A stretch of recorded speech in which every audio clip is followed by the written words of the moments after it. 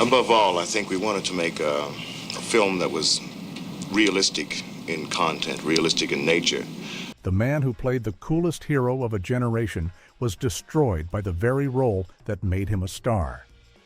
The 1972 movie Superfly looked like a celebration of style, power, and beating the system.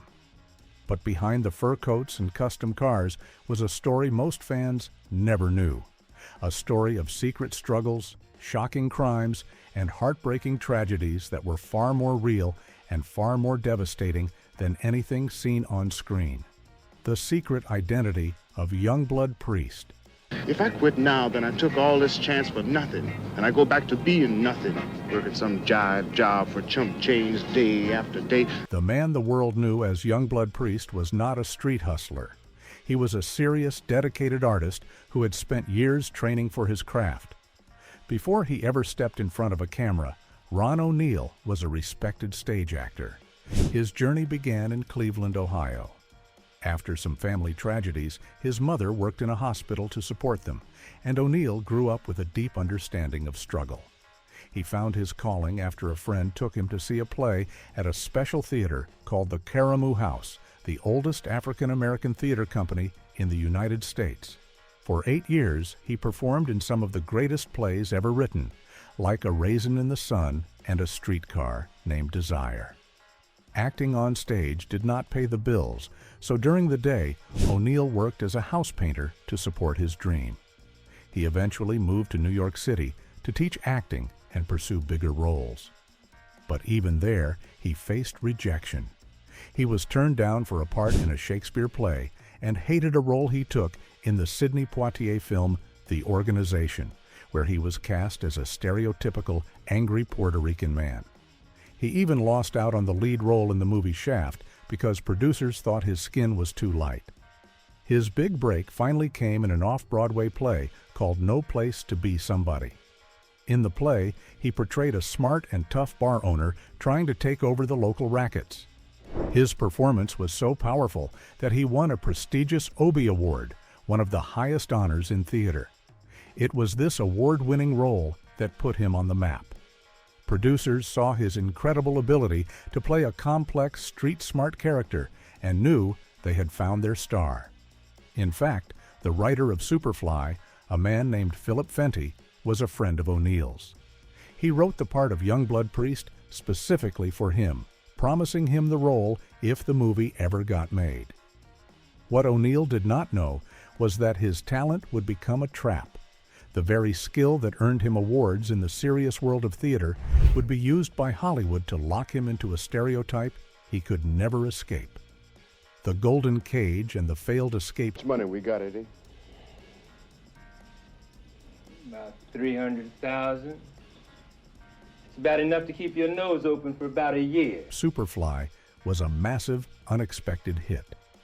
The film was made with a tiny budget of less than $500,000, financed independently by a group of black businessmen from Harlem, including 2 dentists. It was a true community effort, using an almost entirely black and Puerto Rican crew, which was unheard of at the time. The movie exploded at the box office, earning over $30 million.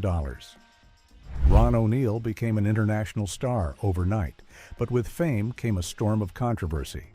Civil rights groups like the NAACP condemned the film, saying it glorified dealers and presented a negative image of black Americans. They felt the movie celebrated a destructive lifestyle. O'Neal was deeply troubled by this. He defended the movie, arguing that it was important because it showed a black man finally beating the system.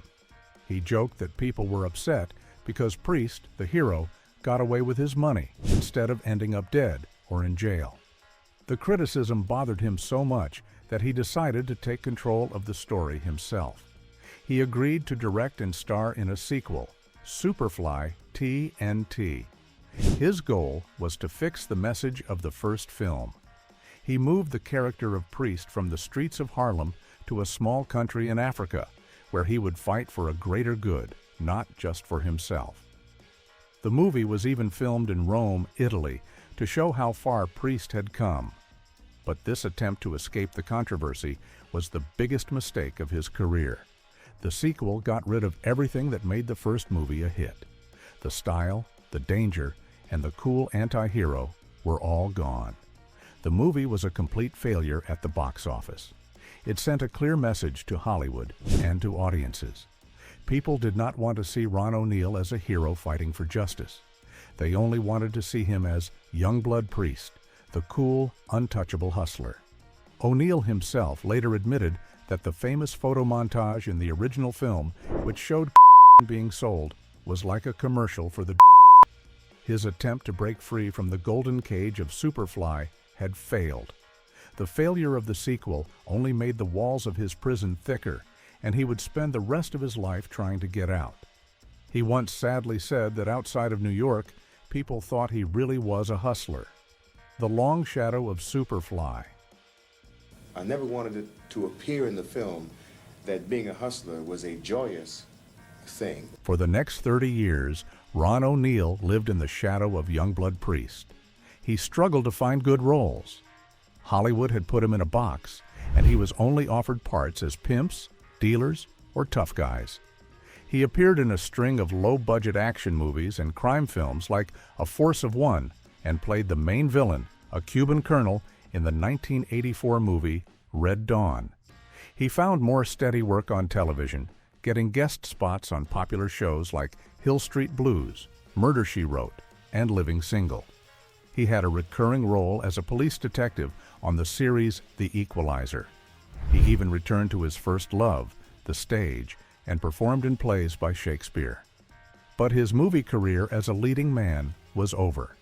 The promise he had shown as an award-winning theater actor was forgotten. The image of Youngblood Priest was too powerful to overcome. In 1996, he joined other stars of the era, like Pam Grier and Richard Roundtree, in a movie called Original Gangstas, a reunion of the genre's biggest names. His last movie was On the Edge in 2002. On January 14, 2004, Ron O'Neal died after a long battle with pancreatic cancer. He was 66 years old. The role that had made him a legend had also ensured he would never be seen as anything else. But while the man who played Priest was trapped by the movie, the woman who played his girlfriend found a secret way to escape Hollywood's prison and build a legacy of her own. The voice she fought to find. Humbling and exciting, and I don't know why. In Superfly, Sheila Fraser played Georgia, the smart and beautiful girlfriend who stood by Priest's side. She seemed confident and graceful on screen, but most fans never knew the incredible personal battle she had to fight just to be able to speak her lines. The first secret of Sheila Fraser is that for most of her young life, she struggled with a severe stutter. This made her dream of becoming an actress seem impossible. But after being inspired by a movie, she moved to New York City at age 17 to try anyway. She worked as a secretary to get by. One day on the subway, a man approached her and suggested she try modeling. This led to some runway and print work, but she was not comfortable with that kind of attention.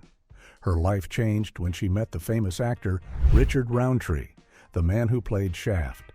He became a key figure in her life, encouraging her to audition for a respected acting group called the Negro Ensemble Company. Following his advice, she discovered something amazing. When she focused completely on playing a character, on becoming someone else, her stutter would disappear. Acting was not just her passion, it was her cure. This newfound confidence gave her the courage to audition for Superfly, where she won the leading female role just 5 months later. Her powerful presence on screen was more than just good acting. It was a reflection of a private victory that no one in the audience could have ever guessed.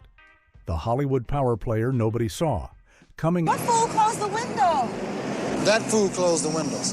after Superfly and its sequel, Superfly TNT, Sheila Fraser continued acting throughout the 1970s in popular films like Three the Hard Way and California Suite. She also appeared in many TV shows, including Dallas, The Love Boat, and Cagney and Lacey. But as the 1980s began, she made a quiet but powerful decision to move behind the camera. This is where she built her true, hidden legacy. In 1982, She got a job working for the legendary comedian Richard Pryor at his new company, Indigo Productions. She ran into actor Jim Brown at the Comedy Store one night and told him she needed a job, and he hired her. She was brought on as a story editor, which meant her job was to read scripts and decide which ones were good enough to be turned into movies. It was her first official behind-the-scenes role. One of the biggest missed opportunities at the company was passing on the script for the movie Purple Rain. From there, her influence only grew. She worked as a producer for Essence Magazine's television series before moving to the new and groundbreaking network, Black Entertainment Television, or BET. For 13 years, Sheila Frazier headed the talent department for BET. This made her one of the most important gatekeepers in black entertainment. She was responsible for finding and developing new stars, shaping the look and feel of the network for more than a decade. While her male co-stars from Superfly were either trapped by their famous roles or had faded from view, Sheila Frazier had become a powerful executive. She was shaping the future of black media in a way that was completely invisible to the millions of fans who only knew her as Georgia. Her story is one of quiet triumph, proving that the smartest move is sometimes the one that no one sees you make. She continued to act occasionally, even appearing in several Tyler Perry movies in the 2000s and the TV show Being Mary Jane. But her biggest impact happened far away from the spotlight. The story of Superfly's cast is full of these kinds of shocking turns. In fact, the actors who played the film's most memorable criminals had real-life stories that were even more unbelievable than the movie itself. Julius Harris, Scatter. Humpty would have me killed. I don't take nobody to him. He picks his own niggas. In the film, Julius Harris played Scatter, the wise, retired dealer who was Priest's mentor. He had a commanding presence on screen, but what most fans never knew was that he was a true late bloomer. Harris did not even start his acting career until he was 41 years old. Before he ever stepped onto a movie set, he lived a completely different life. He was born in Philadelphia to a musician father and a mother who was a dancer at the famous Cotton Club. He was a medic in the United States Army during World War II.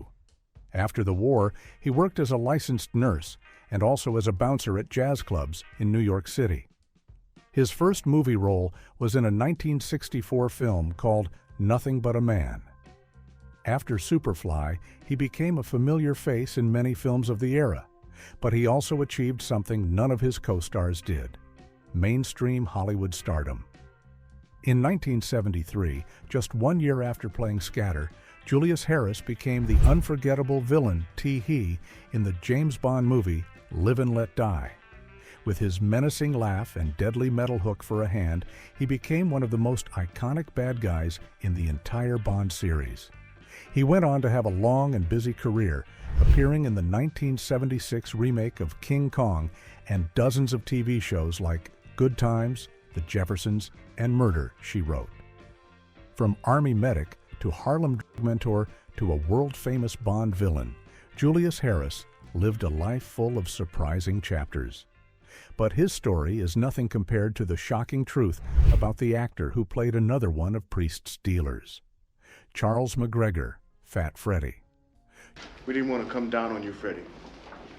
But coke costs money and somebody pays. Yeah, I know. I have no beef, man. Well, that's enough of that shit tonight. Celebrate. Charles McGregor played Fat Freddy, the unlucky dealer who gets caught by the police and betrays Priest. His performance felt incredibly real, and there was a stunning reason for that.